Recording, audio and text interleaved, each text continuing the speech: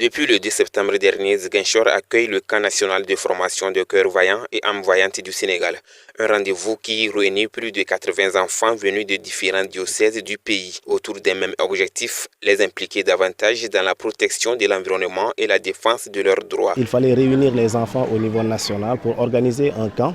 Et un camp qui permet aux enfants d'être autonomes, d'être outillés afin qu'ils puissent contribuer au respect de leurs droits, mais aussi qu'ils puissent contribuer à la promotion des droits, qu'ils puissent aussi participer à la protection de l'environnement, tout cela à travers une formation inclusive. Les raisons de ce camp ont été donc évoquées, celle d'outiller les enfants afin d'être dans leur milieu de vie, donc des relais auprès de leurs amis, mais aussi auprès même de leurs parents dans le cadre de la protection de l'environnement, dans le cadre aussi du respect de leurs droits, voilà, leur permettant de vivre de façon épanouie afin d'être demain des hommes et des femmes utiles à la société. Les activités se déclinent en ateliers de formation, de sensibilisation, mais aussi de pratiques concrètes en matière de citoyenneté environnementale. Les enfants ont échangé également sur l'importance de ce qui est planter un arbre, de ce qui est balayé, de ce qui est travaillé dans la collégialité.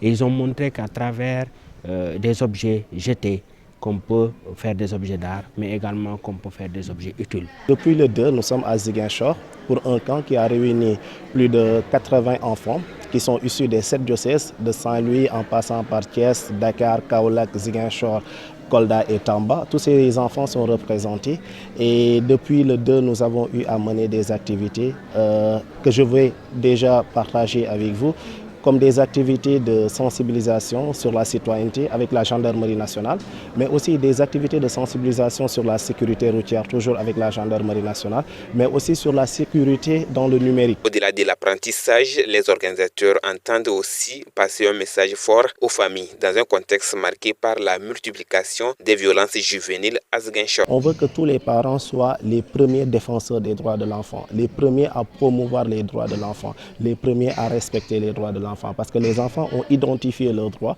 les enfants ont fait le plaidoyer pour les droits. Donc on invite l'ensemble des parents, l'ensemble des aînés, des adultes, des jeunes aussi, parce que, et même des enfants, parce que nous voyons parfois même des enfants qui sont victimes de violences et cette violence même, l'auteur de cette violence est un enfant. Donc nous appelons toute la communauté à s'impliquer davantage à la promotion, mais aussi à la protection de l'enfant, à la sauvegarde de l'enfant. Un camp qui se veut donc à la fois un cadre d'éducation, de sensibilisation et d'éveil citoyen. L'événement prendra fin dans quelques jours, mais les initiateurs espèrent que cet événement laissera une empreinte durable dans les comportements et les mentalités de ces jeunes.